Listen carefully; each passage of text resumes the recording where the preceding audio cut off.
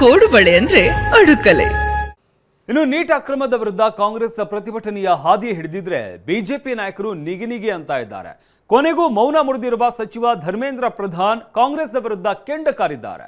ಕೇಂದ್ರ ಸಚಿವ ಜಿತೇಂದ್ರ ಸೇರಿದಂತೆ ಬಿಜೆಪಿ ಟೀಮ್ ರಾಜಕೀಯ ಹೈಡ್ರಾಮಾ ಅಂತ ಕುಟುಕಿದೆ. ವಿದ್ಯಾರ್ಥಿಗಳು ರಾಜಕೀಯ ದಾಳವಾಗಿ ಬಳಕೆ. ರಾಹುಲ್ ವಿರುದ್ಧ ಸಚಿವ ಧರ್ಮೇಂದ್ರ ಪ್ರಧಾನ್ ಕಿಡಿ. ನೀಟ್ ಪ್ರಶ್ನೆ ಪತ್ರಿಕೆ ಸೋರಿಕೆ, ವಿದ್ಯಾರ್ಥಿಗಳ ಆತ್ಮಹತ್ಯೆ ವಿಚಾರ ಮುಂದಿಟ್ಟು ಧರ್ಮೇಂದ್ರ ಸಾಂಪ್ರದಾಯಿಕ ರೆಸಿಪಿ, ಮತ್ತಷ್ಟು ಬೇಕೆನಿಸುವ ರುಚಿ. ಕೋಡುಬಳೆ ಅಂದ್ರೆ ಅಡುಕಲೆ. ಪ್ರಧಾನ್ ರಾಜೀನಾಮೆ ಕೊಡಲೇಬೇಕು ಎಂದು ವಿಪಕ್ಷಗಳು ಬಿಗಿಪಟ್ಟು ಹಿಡಿದಿವೆ. ಸಂಸತ್ ಅಧಿವೇಶನದಲ್ಲೂ ಕೋಲಾಹಲ ಎಬ್ಸಿವೆ. ಆದರೆ ತಮ್ಮ ರಾಜೀನಾಮೆ ಕೇಳ್ತಾ ಇರುವ ವಿಪಕ್ಷಗಳ ಬಗ್ಗೆ ಧರ್ಮೇಂದ್ರ ಪ್ರಧಾನ್ ಮೌನ ಮುರಿದಿದ್ದಾರೆ. ವಿದ್ಯಾರ್ಥಿಗಳನ್ನ ಕಾಂಗ್ರೆಸ್ ದಾಳವಾಗಿ ಬಳಸಿಕೊಳ್ತಿದೆ ಎಂದು ಸಾಮಾಜಿಕ ಜಾಲತಾಣ ಎಕ್ಸ್ನಲ್ಲಿ ಕಿಡಿಕಾರಿದ್ದಾರೆ.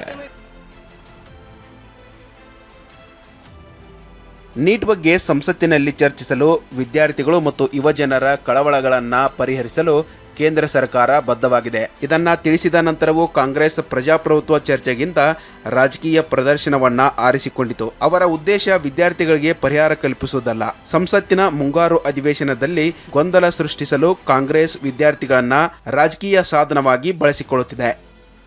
ಹೀಗಂತ ಎಕ್ಸ್ ಖಾತೆಯಲ್ಲಿ ಶಿಕ್ಷಣ ಸಚಿವ ಧರ್ಮೇಂದ್ರ ಪ್ರಧಾನ್ ಆರೋಪಿಸಿದ್ದಾರೆ. ರಾಹುಲ್ ಗಾಂಧಿ ಯು ಟರ್ನ್ ಹೊಡೆದಿದ್ದಾರೆ ಎಂದ ಜಿತೇಂದ್ರ ಸಿಂಗ್.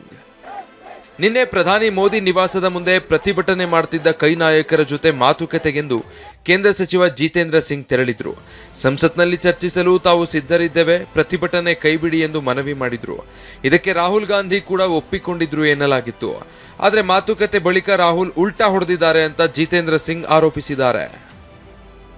वहां पहुंचने पर हमें श्री राहुल गांधी जी ने ये आग्रह किया कि यदि सरकार संसद में चर्चा के लिए तैयार हो जाती है नीट और उसके साथ संबंधित शिक्षा संबंधित विषयों को लेकर के, तो वो तुरंत अपना धरना समाप्त कर देंगे. मैंने ये बात उनसे एक मर्तबा नहीं 2-3 बार पूछी. उसके उपरांत सभी विषयों को विस्तृत चर्चा के लिए तैयार है. तो बोले साहब नहीं, हम तो यहीं बैठेंगे, आप हमें उठा लीजिए. ಇನ್ನು ಇತಿಹಾಸದಲ್ಲಿ ಇಂದು ಕರಾಳ ದಿನ ಅಂತ ಕಾಂಗ್ರೆಸ್ ಪ್ರತಿಭಟನೆಗೆ ಬಿಜೆಪಿ ರಾಷ್ಟ್ರೀಯ ಅಧ್ಯಕ್ಷ ನಿತಿನ್ ನಬೀನ್ ಕಿಡಿಕಾರಿದ್ದಾರೆ. ಇತ್ತ ರಾಜ್ಯ ಬಿಜೆಪಿ ನಾಯಕರು ಕೈ ಪ್ರತಿಭಟನೆ ವಿರುದ್ಧ ಕೆಂಡ ಕಾರಿದ್ದಾರೆ.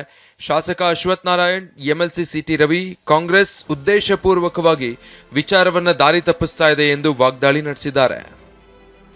ಈ ಕಾಕ್ರೋಚ್ ಜನತಾ ಪಾರ್ಟಿಯವರು ಇನ್ನೊಬ್ರು ಮತ್ತೊಬ್ರು ದುರುದ್ದೇಶದಿಂದ ರಾಜಕಾರಣವನ್ನು ಮಾಡಿ ಉದ್ದೇಶವನ್ನೇ ಸೋಲಿಸ್ತಾ ಇದ್ದಾರೆ. ಹಾಗಾಗಿ ಎಲ್ಲ ಒಂದು ಕಡೆ ಮಕ್ಕಳ ಅಮಾಯಕ ಯುವಕರ ದುರ್ಬಳಕೆ ಮಾಡುವಂಥದ್ದು ಅಥವಾ ಅವ್ರ ಉದ್ದೇಶಗಳಿಗೆ ಎಲ್ಲ ಒಂದು ಕಡೆ ರಾಜಕಾರಣವನ್ನು ಮಾಡುವಂಥದ್ದು, ಇವೆಲ್ಲ ಪ್ರಯತ್ನವನ್ನು ಮಾಡಿ ನಿನ್ನೆ ಪಾರ್ಲಿಮೆಂಟಿಗೆ ಮುತ್ತಿಗೆ ಹಾಕಕ್ಕೆ ಹೋಗೋದು ಎಷ್ಟು ಮಟ್ಟಿಗೆ ಸರಿ ಇದೆ, ಕಾನೂನನ್ನ ಕೈಗೊಂಡಿರುವಂಥದ್ದು. ಇಂದು ಸಂಸತ್ ಅಧಿವೇಶನದಲ್ಲೂ ವಿರೋಧ ಪಕ್ಷಗಳು ಕಿಚ್ಚು ಹೊತ್ತಿಸೋ ಸಾಧ್ಯತೆ ಇದೆ. ದಿಲ್ಲಿ ಅಂಗಳ ಮತ್ತಷ್ಟು ಹೈಡ್ರಾಮಾಕ್ಕೆ ಸಾಕ್ಷಿಯಾಗಲಿದೆ. Bureau report, TV9.